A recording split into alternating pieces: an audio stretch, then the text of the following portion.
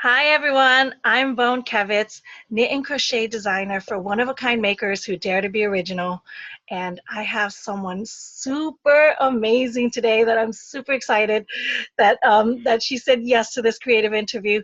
Jacy Lee Pulford from Hello Awesome Ministries, author of The Glitter Effect. So, hi Jacy, tell Hi, everybody who you Vaughn. are. How are you? I'm good, I'm good. I'm really good today. Tell everyone who you are. Well, my name is Jacy Lee Pulford. I'm an author and artist out of New England. I work at home. I homeschool my two little boys, but I have this amazing opportunity to be an author and an artist online. And I'm able to write books and share stories and share my heart, share my faith through Instagram and books and a shop and all sorts of fun creative things to hopefully inspire other people to either follow the Lord or just tap into their creativity the way they've been designed.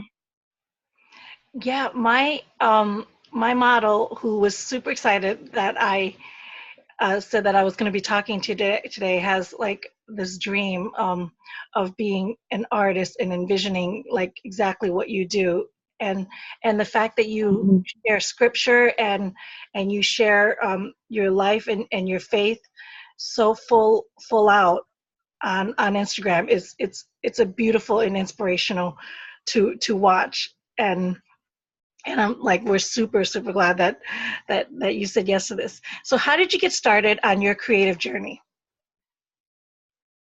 Well, that started when I was a kid. And I think if we talk to most creative people, that's probably about the same story, you know? I was actually 8 years old when I was drawing in my art class, and one of my art teachers there just kept telling me to practice, and she saw some potential in me. And when I noticed that, somebody else saw something in me, um, it kind of gave me the confidence to keep going. And I just never stopped. When I was in high school, it was very therapeutic for me to be writing or to be drawing. It kept me out of a lot of trouble because I would just pour myself into my art, my creativity, and get my emotions out there.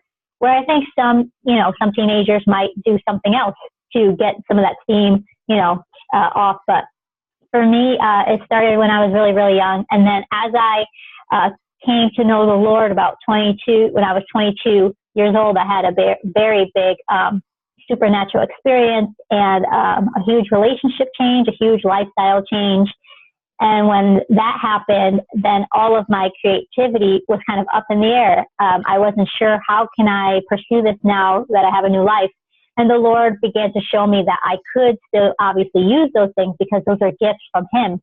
But now I could just glorify Him and shine light His way and encourage other people. So that's kind of like, the start of me being where I am now.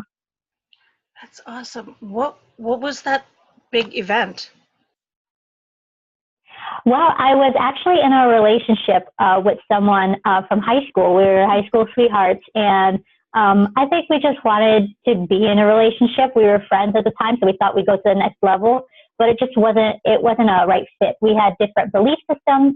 We were raised very differently, and so when we started talking about a family and marriage and things like that, we both had very different ideas, and I wasn't willing to compromise because I felt that it was very important for two parents to be on the same page with belief systems and just certain, serious things. And so we were kind of at that crossroads where we knew we had to kind of part ways, but we were very comfortable with each other.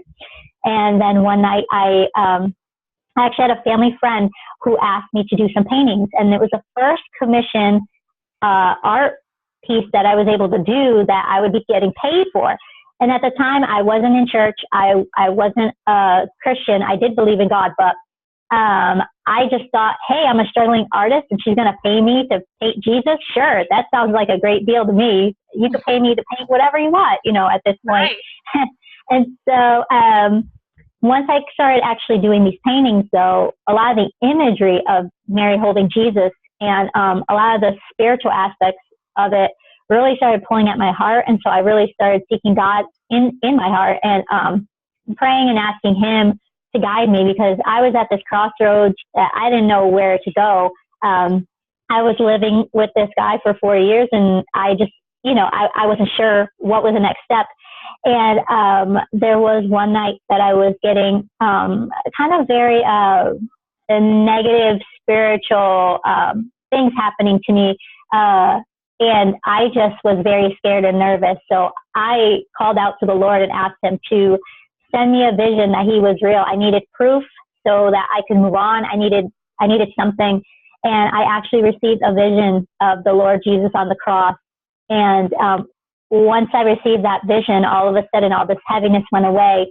And I knew right then and there that I had to follow him no matter what it was. I mean, I had never experienced anything like that before. It wasn't a dream. It wasn't something I drummed up in my imagination. It was a real supernatural vision from the Lord. And so the weeks that followed, I was able to leave that relationship and get my own place eventually in the next couple months. But I had a couple of key people in my life that God had put in there to kind of help me move to the next step. And so that was that big pivotal moment that I knew things were changing. I was changing. And at that point, the opinions of other people really didn't matter. And I just had to, follow the Lord and just do what he wanted me to do. Right.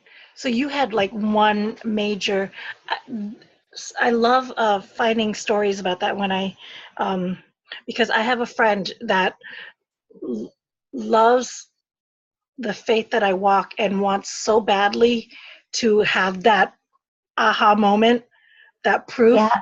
you know what I mean? That Mm-hmm. proof that she seeks so badly.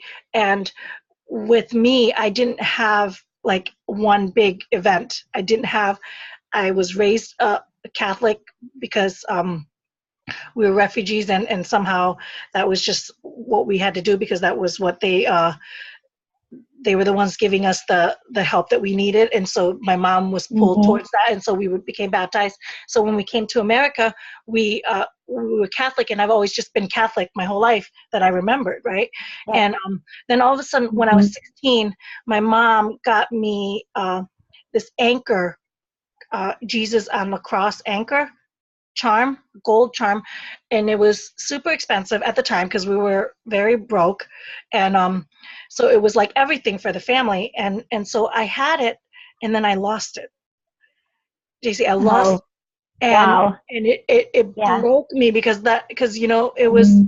like my mom's entire paycheck, that, you know what I mean, and so I Right. was devastated, and then we looked all over the house, could not find it. And then one day, my dad was about to vacuum, and I saw a shimmer on the carpet.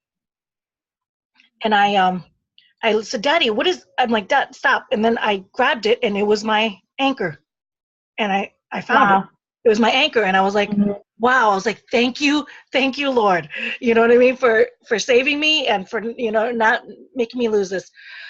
Fast forward, JC, I was working at a Hills department store, which is, like a Kmart or a Walmart at the time, no longer existing. And I lost it again during Christmas season Oh my in the word. toy section. The anchor, the necklace, the anchor fell out, and I lost it again. Had the whole store looking all over for it after everybody had left, the closed down, like 16, 17 of us employees walked up and down the entire store trying to find this anchor, Wow. and nobody could find it Mm-hmm. except for me. And I found it again. And then another time I lost it in front of my cousin's house, and it was across the street after we had to go to school and come back, and the street sweeper had come. Cousins were all over looking for this thing, couldn't find it, and I Wow. found it after the street sweeper from across the street, almost falling down a gutter. Like, so nowhere near was I even at this car. So something must have Wow. put a bullet over there, and I was the only one that found it. Yes. My cousins were up and down that street too.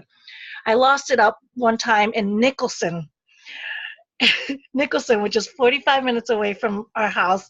We used to stay up at our friend's country place out there, and they have a gravel road to their house, and they looked all over for the whole week that I had missed it for the week. We went back there the following weekend, and I walked right up the gravel, and there it was, shimmering. They looked up and down. I was the only one that kept finding this necklace, to the point where now when I lose it, I no longer panic anymore. I pretty much know I'm the only one that's going to see it no matter how many times. And then, and JC, so I didn't have like an epiphany, like didn't have one big moment. What I had was constant reassurance over and over and over again. And then the older I got, the more I realized, and because now my relationship with the Lord has evolved. We no longer use the anchor. I no longer even wear it. In fact, I had to find it I did a video about it one time and then I found it then, so I haven't even worn it in that long. But when I realized as I got older was that every time that I lost that anchor, it was when I was pulling away from the Lord. And then whenever I would be pulled away from it and then crave to find it, he would show up again because I had to look for him. And that was our relationship. And now, and that is my concrete, like if anybody were to tell me that he does not exist, I have this, you know what I mean? He and I have this relationship that is unbroken and like that is my proof. I will, so that's why I always ask, like, what was your, you know what I mean? What was your moment? So, speaking of moments, so what is your big why for pursuing a solopreneur lifestyle? Oh, man. Oh, that is a big question. I think I've always had the pull to want to kind of work for myself. So I think my biggest why is just to step into the role that God has designed for me. And whatever that looks like, that's my biggest why. And I know a lot of people say, like their children are their biggest why. I love my children, but more than my children is I love the Lord. And so I want them to see me following him and doing what he wants me to do so that they can do that as well when they grow up. So I guess my biggest why is just to, make sure that I am, following closely to him. And then he's been the one to open doors for me. There's been numerous times where I've had so many dry spells in my shop. You probably know this as well, especially on Etsy. Sometimes you can have an amazing week and the next week it's a bunch of crickets and you're not sure if you have to change anything in your, in your business plan or whatever. And I've always had the prayer, Lord, if this is not in your will, then don't let it be profitable.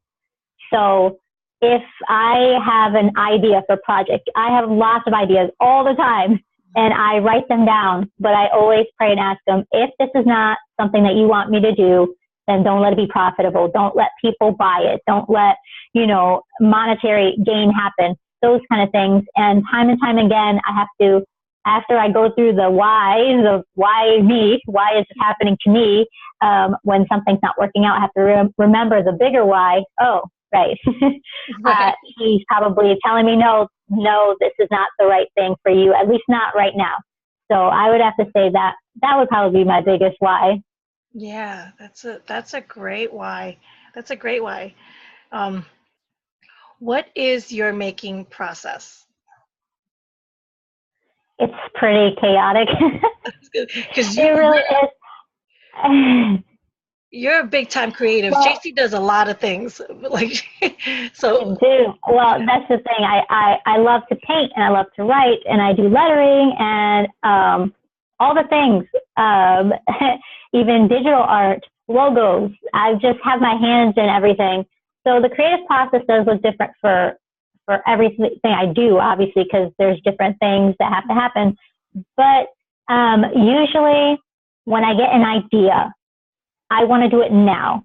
That's my biggest, I think, my biggest strength and my biggest weakness. Yeah.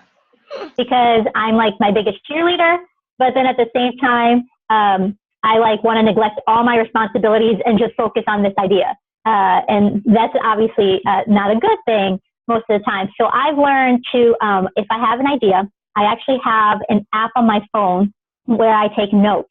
It's called SomeNote, SOMNOTE, and it's free. And you could take notes in there, but then you could also create color-coded folders for each thing, so you can actually organize it, which I need desperately. So I have folders for my boys, each one of them, but I also have a podcast folder. I have a writing folder for a blog, or I have my book folder, or I have my shop folder. And so whatever idea I have, I put it in a note in that folder, and I let it sit for a minute, and I let it kind of stir, and hopefully I take that time. And when I do, I pray and I kind of wait a little bit. But most of the time I've either had confirmation, like I've seen it over and over again, like it keeps popping up, like somebody keeps talking about a certain subject, or like for my podcast, for example, I love podcasts, and I kept seeing different podcasters that I like popping up with different episodes about how to start your own podcast. And I started getting that burning because I love speaking and I love sharing. I don't exactly like being on video all the time. So like doing an Instagram live all the time wouldn't really make me feel good. Or doing like a audio video, like YouTube. Yeah. I give you credit. I'm just not comfortable with me being on video all the time, but I like talking a lot. So podcasting is perfect for me. So I let that kind of sit, and then I just start researching. I just spend time researching, and I encourage that a lot. I go on Pinterest and I try and read blog posts. I read so many blog posts. You cannot read enough information because different people do things different ways. And so you have to find what works best for you. And I've learned that for everything. So whether it's painting or writing, I have to always stop myself and say, okay, they've inspired me, but now I have to do it my way, and how God would want me to do it using the gift that he's given me. So that's kind of the process. And then once I research, then I try and do a basic outline of the steps that I would need to take. And I try and do this quick, like within a couple of days. I'm not kidding, because my brain is just, I can't sleep. I have to at least get a plan down. And then once I get like a plan down, then I'm more relaxed, because then it feels like this might happen. This is okay. I think I got it down. Right. I think podcasting is such a great pairing for you. So when I saw you start that, I was just like, wow, that's a great move on your part. I've been told I'm a huge introvert. And Jacy, right before I just said that, before I started this, I used to call my brother to Google stuff for me before I started my online shop, before I was going to sell stuff online. Like that's how so that I was. And so when fast forward, I created a Dare to Be Original Facebook group for makers, basically just to create a community, online community for makers, like me, get to know Etsy sellers, so we could share ideas and tips, and then it just kind of blew up to this big community. And I was seeing so many newbie makers wanting to sell but too afraid, and then wanting to do a lot of things but too afraid, because fear is fear is the number one enemy of all things. It is the killer of all dreams. I agree. And nothing, and fear never comes from the Lord. So whenever we experience it, this is the fight. This is the fight that I think the Lord has put me on earth to do, is to knock fear out of people, from makers to pursue their creativity, to pursue their passions fearlessly. and I say he put me on this earth because I am battling that every day. So as a crusader, I'm also in the fight with, you know what I mean? And as I fight, I share so that we can all move together, you know? And so that's where, Yeah, that's I my, love that. yeah, that is my Yeah, why. no, I love that. Thank you. And I, so, No, I just wanted to say that I really love that you said that, because that's how I feel too. Because I think there's this stigma of when you first start, especially for newbie creatives, and I felt this too, is you think everybody's already made it, or everybody is like on a higher plane than you. And that's not true. And that's like a lie that we believe. And it suppresses where we are, because we're so focused on being successful in the future, but we're not looking at how we can be successful now, like in our present. And that can look different for everybody. But honestly, if we can take one step every day, then we can fight fear that way. And I think I love what you just said, that you're in it too, because that's encouraging for other people. And I feel that way as well. And I always like to remind people, especially on Instagram or my podcast, is like for my book, one of the biggest things I tell people is I don't have it all together. And I said it in my book. So I'm sharing whatever the Lord taught me, because it's helped me gain perspective. And so I'm sharing it with you because I want you to make it too, you know? yes, I do the same thing. I'm like, I read self-developmental books because I'm pursuing to be a better version of myself every day.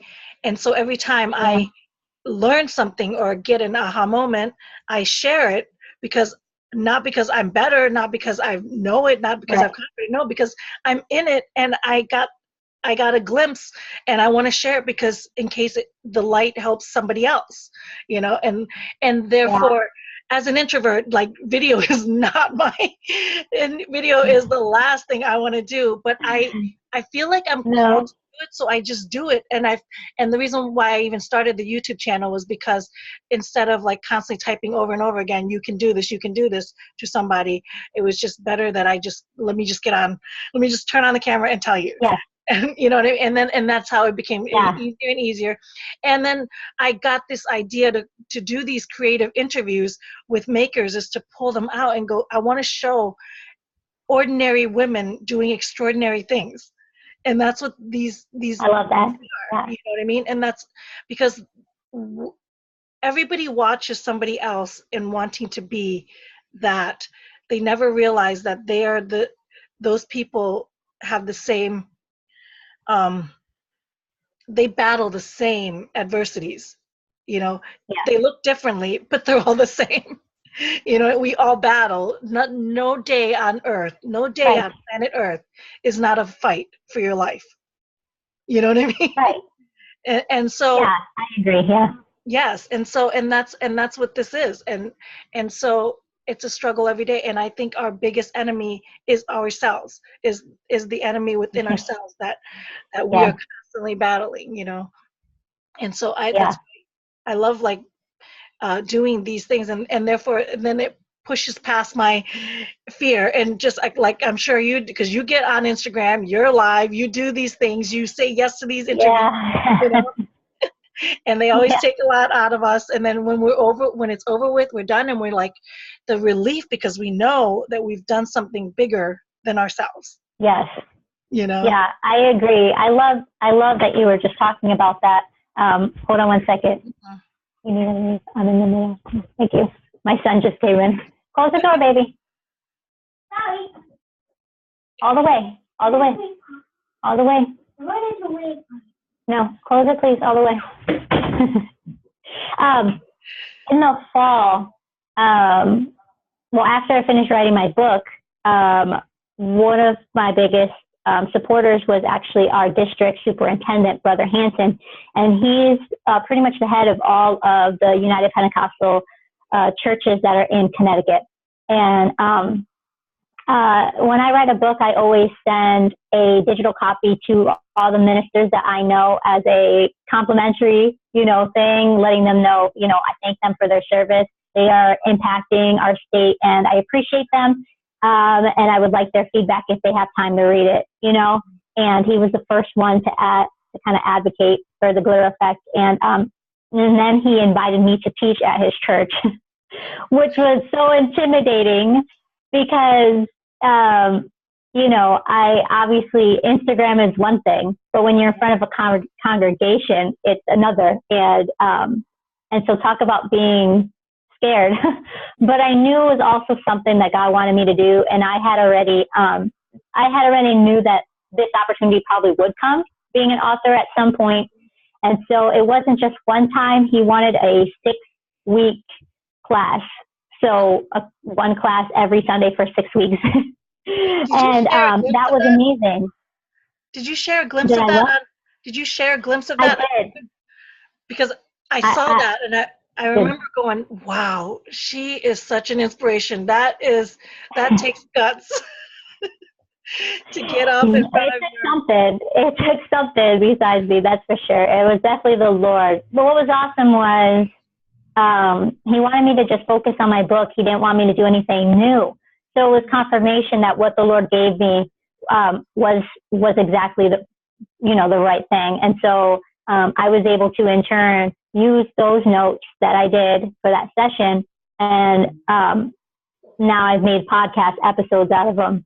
So there's like a series of 6 episodes that are tied together for the book, but that wouldn't have been possible if it wasn't for this opportunity to speak locally. And so that's just like a huge thing. I was scared. I was nervous every time. I probably wanted to vomit every time. Like I was in the bathroom, like 5 minutes before, like, okay, because even though it wasn't a big congregation, it was a good 30 people every Sunday. People that some I knew, some I didn't, but you just have to step into it. And even if you're scared, one of the things I like to tell people is, okay, you're scared, then just do it scared. Just do it scared. Yeah. And sometimes we don't want to do it because we are scared, but sometimes you just have to do it scared because that's how God can use you in bigger ways. Jeez, yeah, that's gold right there. Just do it scared. That's it. Yeah. Just do it scared. Yeah. I mean, you just think about all the biblical characters who were scared in the Bible. Absolutely. Moses didn't want to talk. He didn't want to do any of that. And he did it scared. David didn't, I'm sure he was fearful, but he knew the Lord was on his side, and that made him fearless.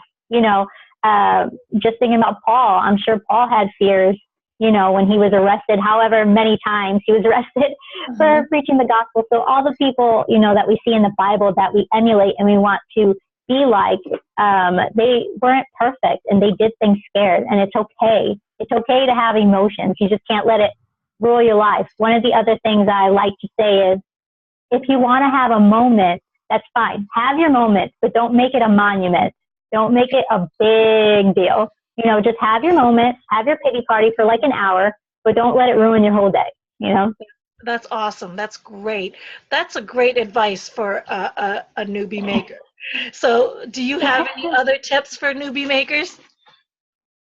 Oh my gosh, grace. Have some grace on yourselves.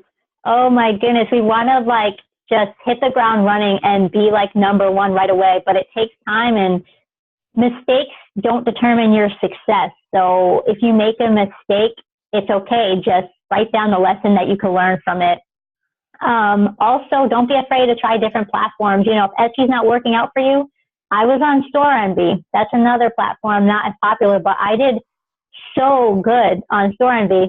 And then I was trying different platforms, Shopify, things like that. Don't be afraid to try new things, because you never know what's going to stick. And if you feel like something isn't quite right, or it's not resonating to who you truly are as a maker, then just don't do it.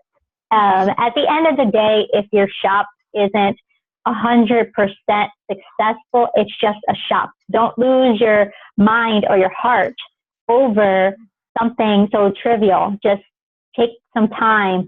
One of the biggest things that I learned from, I don't know, have you heard of Jenna Kutcher? I listened to her podcast, the Gold Digger podcast, and she's a blogger and an entrepreneur who inspires other women bloggers and entrepreneurs. And she posted something that I love, and it says, "Rest, but don't quit." So if you feel overwhelmed, if you feel, especially as a new maker, you're confused, maybe you just need to take some time to just rest, but it doesn't mean you throw in the towel. And I think that's what gets a lot of newbie makers and why people don't continue. It's because all of a sudden the first, 2 months or 3 months, you're not seeing the turnover that you want. So you stop and you give up because you think this is it. This is done. I'm done. This is too hard, whatever. You should just rest for a minute. Don't quit and just try again, I love it. I love it. And so true. So true. So good. I'm going to be definitely rewatching this and taking a lot of notes, Jacy. I'm totally That's going great. back, I'm rewatching this and taking a whole lot of notes. Um, I love that. Do you have any habits and rituals that you do daily? Oh man. Well, I definitely do my Bible time every day. When I had that whole lifestyle change and I found myself living by myself for the first time ever in my life, I was 22 years old and I had my own apartment, and it was a blessing. Let me tell you, some people I know, they don't like to be alone, and I didn't like to be alone at first, but the Lord really showed me that alone time is sacred. And I talk about this in the Glitter Effect in probably the first chapter, I think, where I kind of refer to as, the throne room is silent, because there's worship happening, there's adoration happening, and sometimes I have to get away from the noise. And I have a lot of noise. I'm the only girl in my house. I have like 3 boys, including my husband. So, and they're sweet, but I've taught my children, before the day starts, mommy needs to have her time with the Lord so that I can function the way I'm supposed to function. And it looks different every day, but as long as I get that 15, 30 minutes, to just do my Bible reading, that's one of the main things that I do every single day. And other than that, as far as like rituals or habits, the only other thing I would say is whatever you're doing, try and be present in that thing. So I'm working, especially, we talked about this before we recorded, I'm doing a 40-day social media fast, which has been interesting, but it's really taught me something that I'm trying to create into a habit and a ritual every day. And that is, if I'm going to write, I'm going to write and not have my phone at the same time. If I'm going to sit down and do a craft with my boys, I'm going to sit down and look at their faces and do the craft. I'm not going to try and do multiple things, because that's how you feel stretched out. That's how you feel stressed out. And you're not exactly giving that moment the attention that it needs. So that's another habit that I'm starting to establish lately. Yes, intention. Oh my gosh. It's a big struggle of mine too, as a recovering multitasker. Yeah. Staying in the present and focusing on one intention and going out all in. I find myself so guilty sometimes because I'll show up at a place and not remember how I drove there. You know what I mean? Like how you get to one intersection, all of a sudden how did I get 6 blocks out? How did I get 20 minutes? And then all of a sudden I'm here, I'm like, what happened in that time? Like yes. the lack of presence like that it takes. And so every day I've been working on that same intention, that same way. And for 2 months now, I've started a morning routine where I've gotten up earlier than, it's just me and my husband. We have no kids and 2 dogs and a talking bird. And then I have a day job. And I think what was happening was I was to do aside anything or to have just, I started realizing that I'm feeling stretched out and needing to create time for myself. And therefore, so I started doing this morning routine, and I've heard so many things about morning routines. And I think how I was failing all those other times is I was trying other people's morning routines, and therefore I was not waking up to that. And so one day I just totally, because I'm a victim of snoozing. I'm constantly snoozing. So for 2 months now, and that I've been successful, that the only thing I focused on was not to snooze. That was the only habit that I focused on, was don't hit the snooze button. Get up, the intention that I, set the alarm. And I've moved up my alarm to now I'm like almost like 3 hours before I'm supposed to be going to work. So that Yeah. I can have that time, because every other day was like, Mm-hmm. it's not enough time, it's not enough time. And so once I started creating Yeah. that morning time for myself, and that it does include scripture time too, and that quiet moment to be the best version of myself, because I wasn't giving myself the setup to be. And then I wondered Yeah. why I showed up so disappointingly at the end of every day going, who was that person? That's not the best version of me, Right. And I was like, Yeah. and therefore, so to create that space was a great effort, and I'm so glad that I'm on this quest now. That's why I've added that into these questions to ask these Yeah. makers No, I how love that. important it is, Yeah. and habits and rituals. Mm-hmm. That's what we're made to do. That not naturally. We could drive to one place or another and not realize it. It's because it became a habit, and then when you Right. create these, it's all about creating better habits for yourself, and omitting the Mm-hmm. bad ones. So how do you Right. invest in yourself? Yeah. Since Oh boy. Well, yeah, you know what? I think going back to what we were just talking about, sometimes I think as a mom, we think it's selfish to take time for ourselves and to do things that make us happy. But what we don't realize is when we do that, we are investing into ourselves, and we're making us as a person, not just a mom, but us as a person as a whole feel better so that we can do better. And I've definitely learned that one of the things that I need to do to invest in myself is give myself the freedom to be creative and not feel guilty that I'm doing that. I think when I became like a stay-at-home mom, I had a lot of people tell me all sorts of things about stay-at-home moms. There's a lot of preconceived ideas out there, just like there are about work-at-home moms. And then being a work inside the home mom comes with a whole new level of judgment. But that's actually a future podcast episode. We're not going to go into that. But I was just listening to it yesterday as I'm editing it. But one of the things that I realized that in order to invest in myself is not worry about the opinions of others, focus on the needs of my family. And if my husband and I are okay with it and it's not harming the children, then we're all right. mm-hmm. Speaking of a child, here's another one. Hold on a second. What do you need? No, can you hold on 1 second? I'm sorry. Hold on. And that's real life. You should be done right now. He's waiting to leave. Okay, in a minute. Thank you.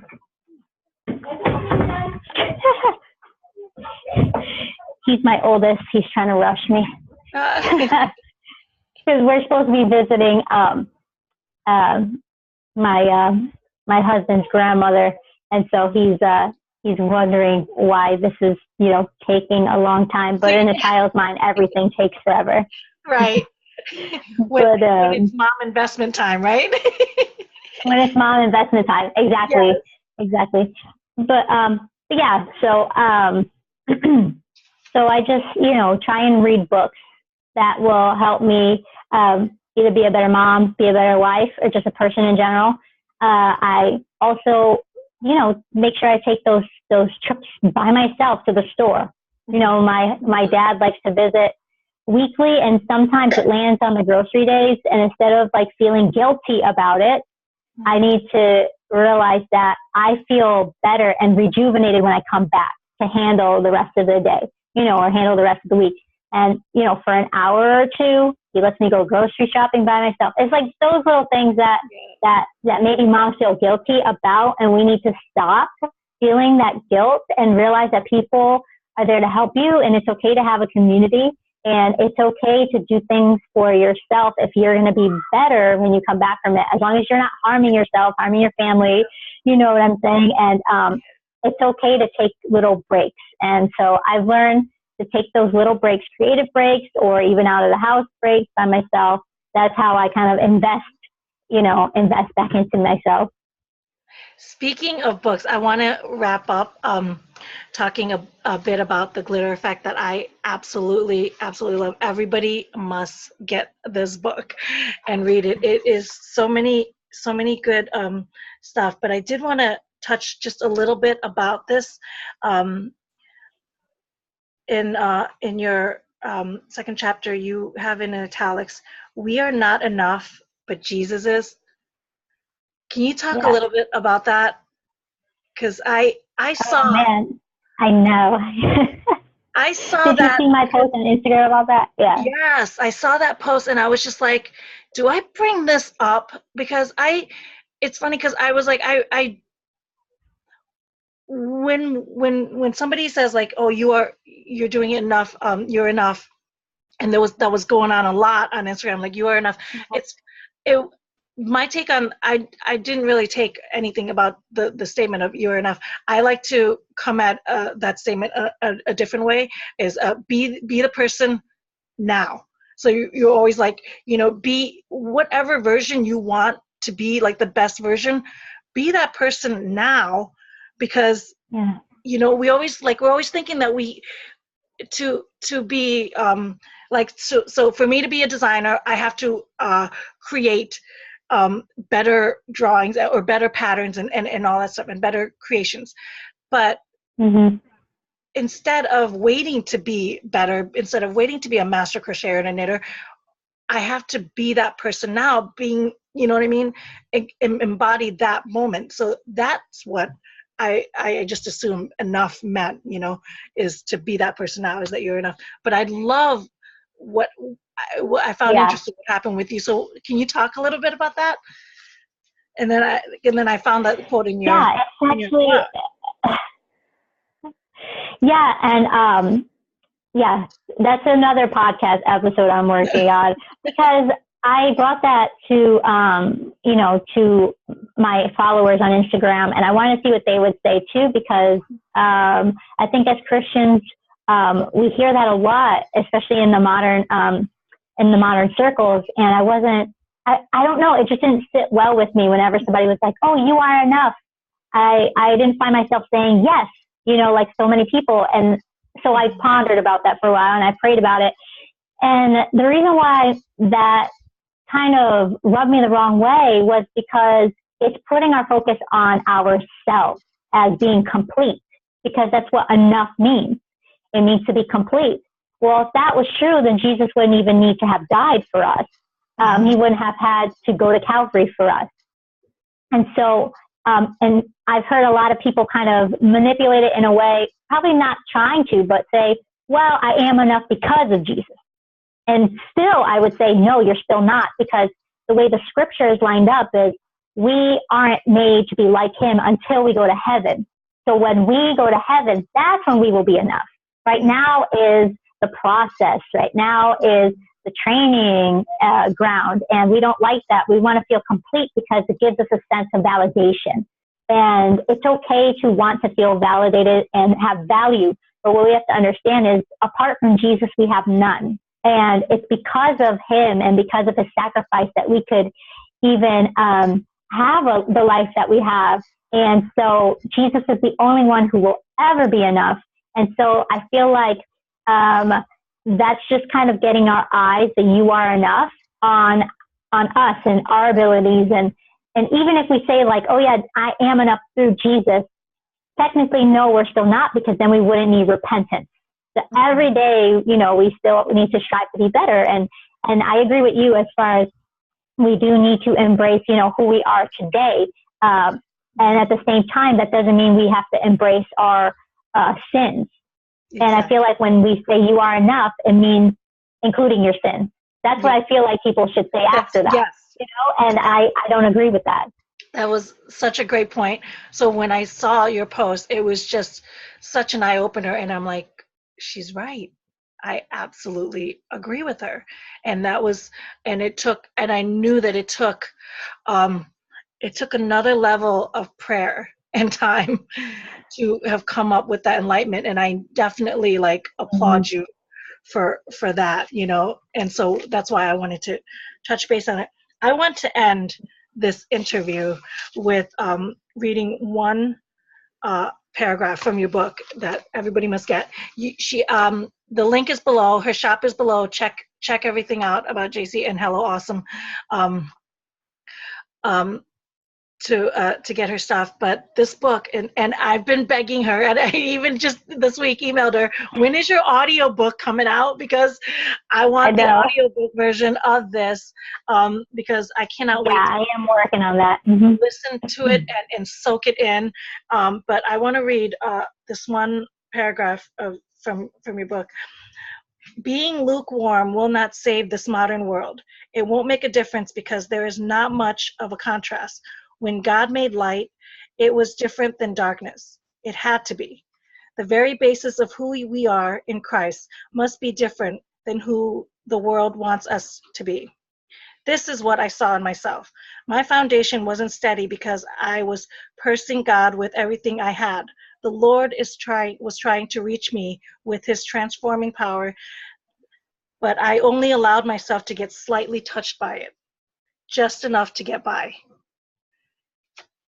Jacy, I think that's honestly why I follow you so much, why the work that you do on Instagram is so important, and your why, you know what I mean, is for that.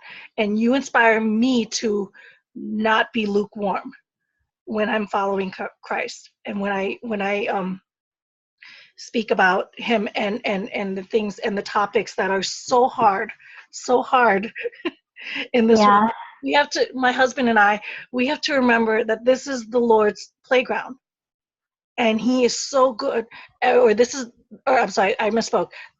Earth is the devil's playground, and he is so good at what he does, and this is why the results of the things that go on in this world, and we're always we cringe, you know what I mean, at how this world gets. And then we have to remember that there are certain things that we need to not be lukewarm about, you know, and we need to say things when and it needs to be a shock in the system to us, to the world.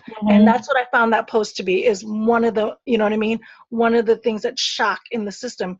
And I admire your strength in doing that. And when I read that paragraph, it just reminded me, I'm like, I need to be that. That is my better version myself, is to get past that lukewarm stage, you know? So you guys get this book. Jacy, thank you so much. Thank you. Thank you so much for having me. I really appreciate it. And I thank you and your model for all the support. You guys have really inspired me to encourage me, especially, you know, having being sick this winter and getting your messages and things like that. And you know, you were like the first person to tell me about the book, you know, what you thought about my book, first one to buy the book. And I really appreciate that. And I'm just so thankful for the Lord bringing us together. Yes. You know, I didn't even, just a little topic of what this book is about. Can you just mention real quick the glitter effect? What was the concept? We didn't even straight over that. I know. And this is the reason why it's all about. This was the reason why I purchased the book before it even came out, when she was still writing it. And hadn't even, like, but the concept, and I knew the topic was amazing. So yeah, definitely. Can you just quickly mention about that? Yeah, sure. Well, that's why I like to share the process behind the book and what I'm working on, because it kind of gets people thinking ahead of time, and I can get feedback. But the glitter effect kind of started around the time that I had my second son, and I realized I'd be the only female in the house. And so I'd be the only female representation to my boys, and that, you know, a Christian woman, and that was a big deal to me. And I realized the power of influence I would have. And so I was praying about that to the Lord. And then he began to show me that the analogy of glitter, whereas as creatives, glitter is beautiful and it's amazing to us, but we know that it is a pain to try and clean it all up. So if we ever had a glitter spill, we can't pick up every single speck, and we'll have specks in rooms we didn't even use glitter in, right? So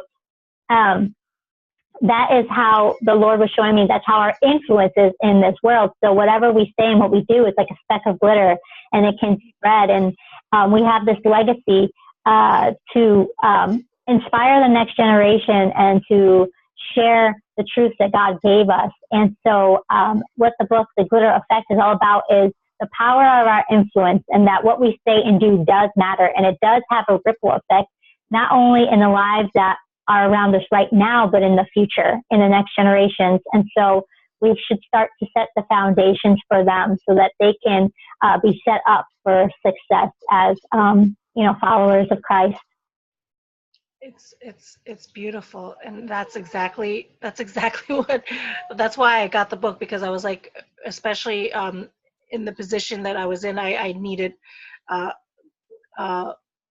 when we're in social media, everything we say and do, everything, just by getting up in the morning, everything that we say and do, and how we walk in His light, it affects everything. Mm-hmm. There is a ripple effect. Yes. and I love the concept of that book and the title, and it's awesome. It's awesome. Thank you so much. Thank you so much.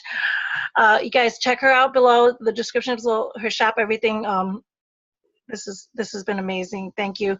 And until next time, be sure to like the video, subscribe to the channel, and go follow Jacy on Instagram, because and definitely the podcast. And good luck to you with that. All right. Yes. Until next time, guys. Thanks. Bye. Thanks for having me. Bye. God bless.